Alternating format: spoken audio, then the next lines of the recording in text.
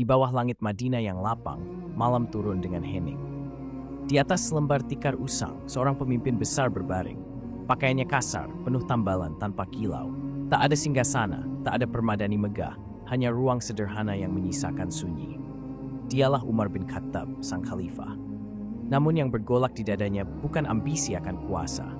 Ia resah pada hal-hal yang jauh lebih luhur. Perut-perut lapar yang menunggu makanan, nasib rakyat yang menanti uluran tangan, dan keadilan yang harus berdiri tanpa jeda. Di tengah malam, ia menanggalkan kebesaran penguasa, menjelma pelayan, seorang hamba yang memikul beban umatnya.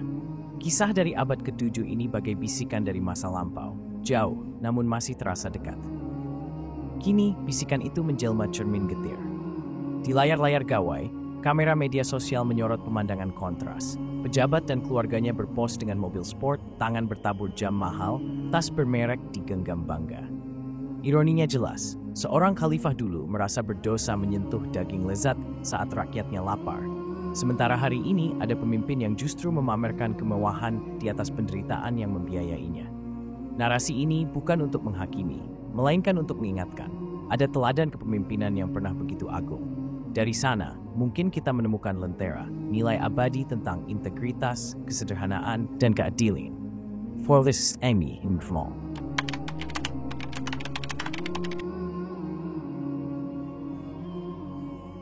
Umar bin Khattab membuat keadilan terasa hidup. Baginya, hukum bukan teks kaku, melainkan cahaya yang harus menembus dinding istana dan sampai pada rakyat jelata. Ia tak membiarkan garis darah atau status sosial menutupi kebenaran. Suatu ketika saat sakit, Umar memerlukan madu yang tersimpan di Baitul Mal. Ia bisa saja mengambilnya tanpa bertanya, namun memilih berdiri di mimbar. Suaranya lirih tapi tegas, "Jika kalian izinkan, aku ambil. Jika tidak, haram bagiku menyentuhnya."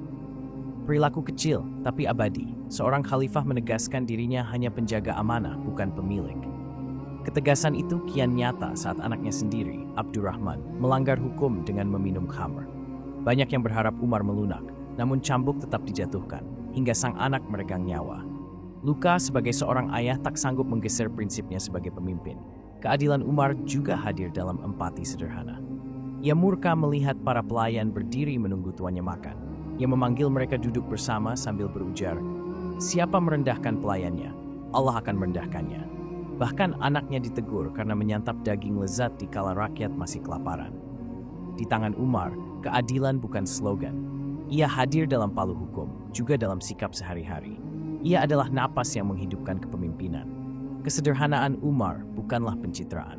Ia tumbuh dari keyakinan bahwa kuasa hanyalah amanah berat, bukan tiket untuk berfoya-foya. Pakaian yang melekat padanya kain tambalan, makanannya hanya roti dengan garam atau dicelup minyak. Ia menolak privilege bahkan untuk keluarganya. Ada kisah yang sering dikenang. Umar memikul kantong air di pundaknya. Para sahabat tertegun, tapi ia tersenyum. Beban di bahunya mengingatkan bahwa kekuasaan tak menjadikannya lebih tinggi dari rakyat biasa. Kesederhanaan inilah yang mengikat hati rakyat. Mereka percaya bukan karena retorika, melainkan karena pemimpinnya benar-benar hidup seperti mereka. Jika Umar menempatkan kesejahteraan rakyat sebagai pusat, wajah birokrasi kita hari ini kerap menampilkan hal sebaliknya. Alih-alih jembatan, pelayanan publik justru sering menjadi tembok. Menurut Ombudsman, birokrasi kita masih terjebak pola lama. Pelayanan bertele-tele, biaya tak sepadan, aparatur tak kompeten. Pepatah sinis, untuk apa dipermudah kalau bisa dipersulit, seakan nyata adanya. Proses yang mestinya singkat, sengaja dibuat berbelit agar ada celah untuk pungutan. Disinilah amanah tergerus. Ketika pelayanan berubah jadi komoditas, rakyat dipaksa membeli haknya sendiri. Korupsi pun menjelma bukan sekadar tindak kriminal, tapi budaya yang meresap perlahan dalam sendi birokrasi. Survei Ombudsman menguatkan hal ini.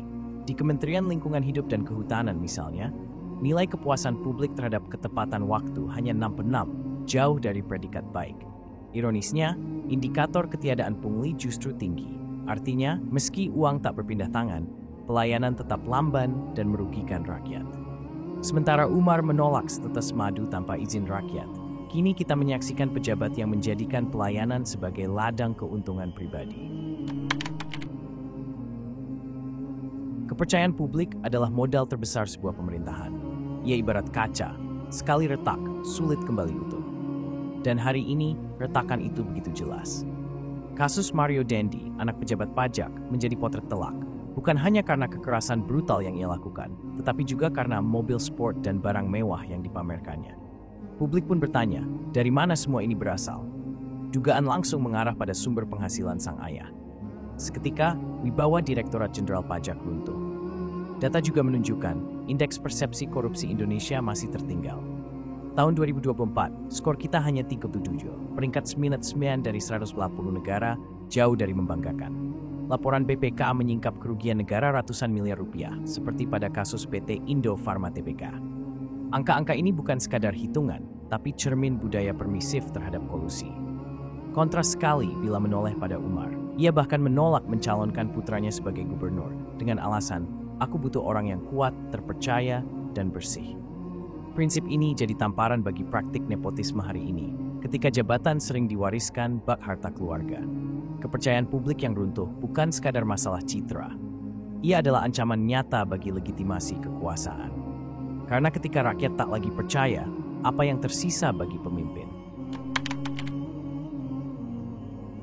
Sejarah sering menghadirkan cermin. Umar bin Khattab bukan sekadar sosok pemimpin, melainkan simbol tentang bagaimana kuasa dijalani, dengan keberanian, kejujuran, dan keadilan yang tak pandang bulu. Di masanya, Umar menjadikan kepemimpinan sebagai pengabdian. Ia berjalan di tengah malam, memastikan tak ada rakyat yang tidur kelaparan. Baginya, jabatan bukan kehormatan, melainkan beban yang akan dimintai pertanggungjawaban. Ada 3 hal mendasar yang bisa kita petik dari teladannya. Pertama, keteladanan pribadi. Umar menolak segala privilege. Pemimpin sejati bukan diukur dari pidato, tapi dari keseharian. Kemudian adalah keberanian menegakkan aturan. Ia tak gentar menindak siapapun, termasuk keluarganya. Terakhir, prioritas rakyat kecil. Setiap kebijakan ditimbang dari nasib mereka yang paling lemah. Jika nilai-nilai ini dihidupkan kembali, birokrasi bisa menjadi rumah pelayanan, suasar transaksi. Pada akhirnya, setiap zaman punya Umar bin Khattabnya sendiri. Bukan berarti menunggu sosok yang sama, melainkan keberanian, ketegasan, dan kejujuran yang lahir kembali. Indonesia memang bukan kekhalifahan, tapi keresahan rakyatnya tetap sama. Lapar akan keadilan, haus akan pemimpin yang benar-benar mendengar. Kita tak kekurangan hukum, lembaga, atau janji. Yang kita butuhkan adalah teladan nyata. Kepercayaan publik, sekali hilang, tak bisa ditebus dengan baliho atau slogan. Ia hanya bisa diraih lewat ketulusan yang teruji. Di bawah langit negeri ini, kita masih menanti. Menanti pemimpin yang berani berjalan di malam gelap, bukan untuk pesta, melainkan untuk memastikan tak ada rakyat yang tertinggal dalam sepi dan lapar.